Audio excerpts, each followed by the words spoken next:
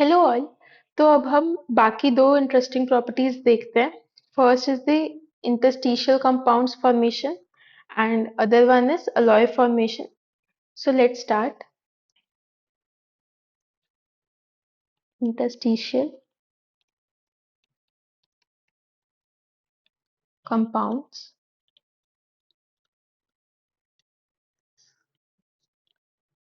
So actually क्या होता है कि जो ये मेटल्स हैं, मेटल्स लैटिस फॉर्म में एग्जिस्ट करते हैं, तो उनमें थोड़ी थोड़ी खाली जगह होती है, क्योंकि ऑब्वियसली सारे एटम्स जितना भी कॉम्पैक्टली प्लेस्ड हो, स्टिल थोड़ी बहुत जगह तो बच जाएगी। तो उसमें छोटे छोटे atoms like hydrogen, carbon, nitrogen ये ट्रैप हो जाते हैं। तो उससे फॉर्मेशन हो जाती है इंटरस्टिशियल कंपाउंड्स की। इंटरस्टिशियल कंपाउंड्स का ये मतलब होता है कि लैटिसेस के अंदर ऐसे छोटे छोटे एटम्स आ गए, उससे इंटरस्टिशियल कंपाउंड्स बोलते हैं। Formed when small atoms like hydrogen, carbon, nitrogen are trapped inside lettuce.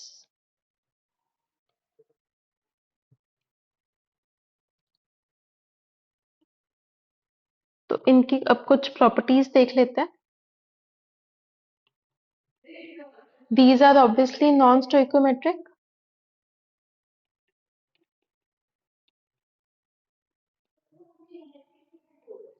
मतलब ऐसा तो नहीं है कि स्टोइचियोमेट्री क्या होती है कि इतने कंपाउंड्स के साथ इतने कंपाउंड्स ही मतलब अटैच होंगे। फॉर एग्जांपल अब H2O है, तो उसमें ऐसा होता है ना कि एक ऑक्सीजन के साथ दो हाइड्रोजन ही जाते हैं इस कंपाउंड में, स्टोइकियोमेट्री फिक्स्ड है। बट इंटरस्टिशियल कंपाउंड्स में ऐसी कोई स्टोइकियोमेट्री फिक्स्ड नहीं होती। अब जितनी मतलब हर लैटिस में जरूरी नहीं है सेम नंबर ऑफ एटम्स चले जाएं।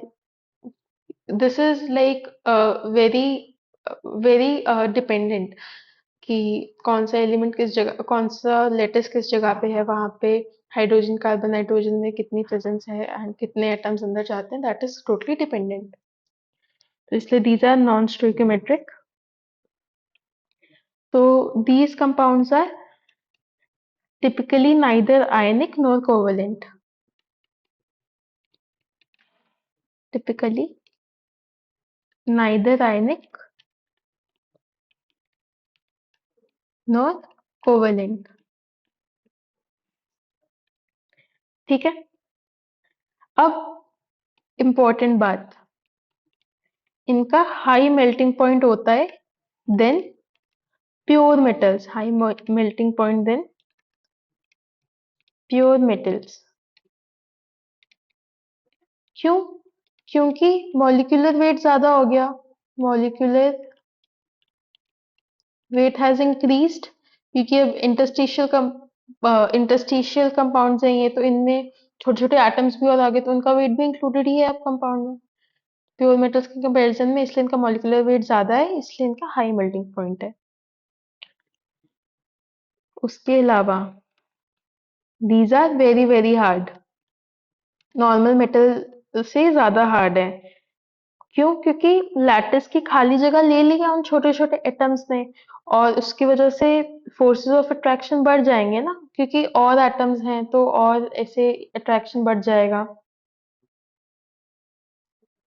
सो lattice vacant space is occupied by small atoms, due to which forces of attraction increases significantly. ठीक है। This is a very important point. और इसमें एक बहुत ही ऐसे हैरान करने वाली चीज है कि वैसे तो बोलते हैं ना diamond is the hardest element, but some borides approach diamond in hardness because of this. Diamond in hardness because of this. कुछ बोराइड्स जो हैं वो इंटरस्टिशियल कंपाउंड्स बनाते हैं और उसमें हार्डनेस इतनी बढ़ जाती है कि वो डायमंड को अप्रोच करने लग जाते हैं।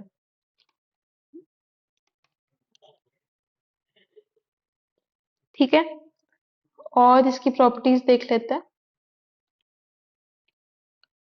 तो इंटरस्टिशियल कंपाउंड्स जो है उनकी मेटालिक कंडक्टिविटी तो सेम ही रहती है, मतलब ऐसा कुछ फर्क नहीं पड़ता उस पे। रिटेन मेटालिक कंडक्टिविटी, क्योंकि like the small atoms which has entered, the small atoms which have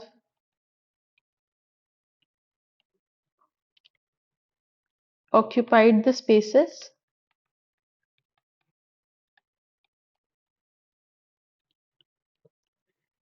have no role in conductivity. उन्होंने तो सिर्फ गैप्स फिल करे हैं ना, इस वजह से कुछ फर्क नहीं पड़ता है। एंड ये जो इंटरस्टिशियल कंपाउंड्स हैं ये होते हैं chemically inert.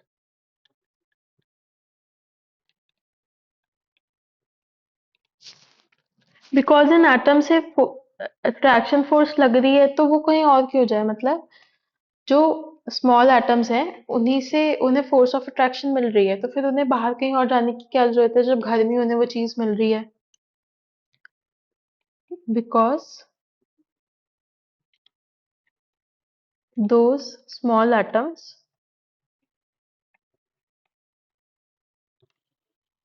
are already applying force of attraction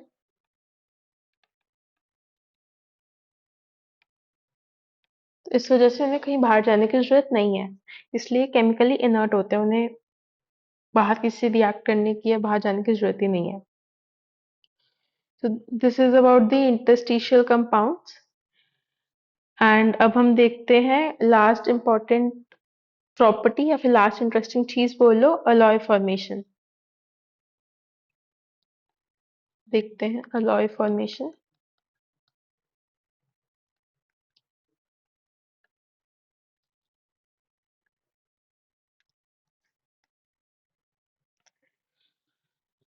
सो ये क्या होते हैं, होमोजेनियस सॉल्यूशंस होते हैं in which atoms of one metal distributed randomly among atoms of the other।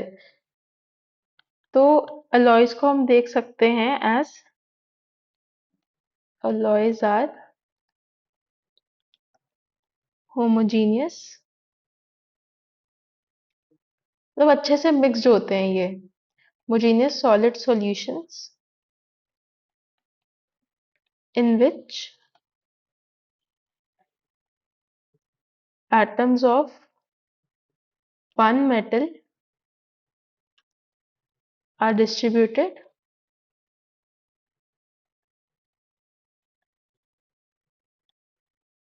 randomly among atoms of the other। ठीक है, तो just a basic info context of what alloys are,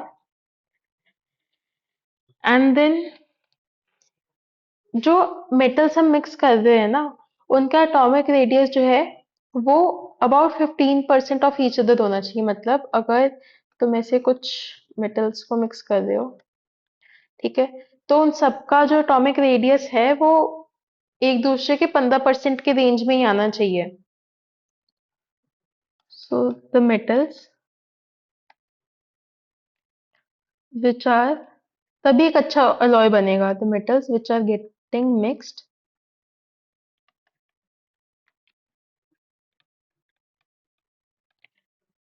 should be in a metallic radii of about 15% of each other। ठीक है, तो पहले हमने देखा alloys क्या होते हैं, देन हमने देखा कि कौन से मेटल्स एलिजिबल हैं साथ में मिलके अलॉय बनाने के लिए। देन हम देखेंगे इसका थर्ड पॉइंट, विच इज कि मतलब अलॉयज हम बना रहे हैं, कुछ तो फायदा होना चाहिए ना उनका। उसका ये फायदा है कि alloys are hard and they have high melting point। मतलब कुछ तो फायदा होना चाहिए, मेटल्स मिक्स कर दें, पूरा प्रोसेस कर दें, अलॉयज फॉर्म कर दें, बिकॉज उससे हमें जो चीज फाइनली मिल रही है that is more hard and उसका बहुत ज्यादा मेल्टिंग पॉइंट होता है, तो उसे काफी जगह हम यूज कर सकते हैं। कितने तरह के अलॉयज डेली लाइफ में ने देखा होगा कि यूज हो रहे हैं। तो this was a information about that. तो अब हम कुछ important alloys देख लेते हैं फेरस के, that is Fe+2। तो this is important। Best known alloys of Fe+2, which is basically ferrous।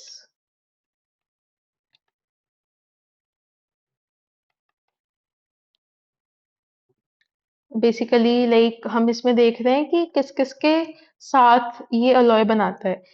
Best known alloys of ferrous की जगह हम बोल सकते हैं best known ferrous alloys are with. तो इसे हम ऐसा बोल सकते हैं,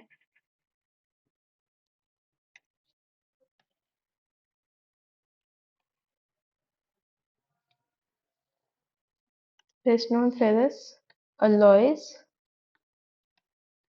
are with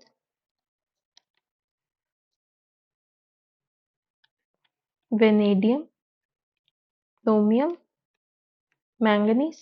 तो साइंस टीचर वेरी क्रूअल मांगे, ये तो लाइन से आ गए। देन मोटिवेट, और ये सेम ग्रुप में इसलिए यहाँ ऐसे लिखा है, तो ये पांच के साथ इनके फेरस के बेस्ट नोन अलॉयज पाए जाते हैं। So these are majorly use to produce steel and stainless steel.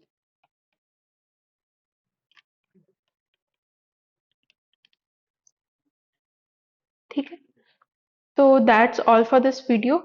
एक बार रिकैप करते हैं। तो हमने दो चीजें देखी, पहली वाज इंटरस्टिशियल कंपाउंड्स। तो हमने देखा पहली चीज तो कि इंटरस्टिशियल कंपाउंड्स बनते कैसे हैं। ये बनते हैं जब कोई स्मॉल एटम जैसे कि हाइड्रोजन, कार्बन, नाइट्रोजन जो है वो किसी लैटिस के अंदर ट्रैप हो जाए। ये नॉन स्टोइकियोमेट्रिक है, मतलब ऐसा नहीं है कि हर लैटिस में इतने फिक्स नंबर ऑफ हाइड्रोजन होंगे, इतने फिक्स कार्बन होंगे, ऐसा कुछ नहीं है, क्योंकि this is very much dependent. कितने भी स्मॉल एटम्स ट्रैप हो सकते हैं एंड किसी भी एलिमेंट के डिपेंड्स। तो ये जो है ये ना टिपिकली नाइदर आयनिक होते हैं नॉर कोवेलेंट। इनका मेल्टिंग पॉइंट काफी हाई होता है, प्योर मेटल से काफी हार्ड होते हैं। इतने हार्ड कि कुछ बोराइड्स जो है वो तो डायमंड के हार्डनेस को रीच कर जाते हैं। और केमिकली इनर्ट होते हैं ये सब कंपाउंड्स, एंड इनकी मेटालिक कंडक्टिविटी पे कोई फर्क नहीं पड़ता, क्योंकि जो ट्रैप्ड एटम्स है वो कुछ इंटरफेयर नहीं करते उस चीज में। देन हमने सेकंड चीज देखी है अलॉय फॉर्मेशन। उसमें तीन पॉइंट्स देखे। पहला तो अलॉय होता क्या है। Alloys are nothing but basically homogeneous solid solutions, जिसमें एटम्स ऑफ वन मेटल जो है वो डिस्ट्रीब्यूट होते हैं randomly among the others, right. दूसरी हमने चीज देखी कि हम किन मेटल्स को मिक्स कर सकते हैं, उन मेटल्स को जिनका एटॉमिक रेडिया एक दूसरे के 15% के विद इन आता है। देन हमने देखा कि अलॉयज बनाने का फायदा क्या है। इसलिए बनाते हैं क्योंकि वो हार्ड होते हैं एंड उनका मेल्टिंग पॉइंट ज्यादा होता है। एंड देन लास्ट में हमने देखा कि जो फेरस के बेस्ट नॉन अलॉयज हैं वो किसके साथ होते हैं। तो those are vanadium, chromium and manganese, और क्रोमियम के नीचे दो ग्रुप एलिमेंट्स के साथ भी। और हम इन अलॉयज से steel and stainless steel majorly produce करते हैं। So that's all for this video. Next video में हम लोग देखेंगे some applications of d block elements। Thank you।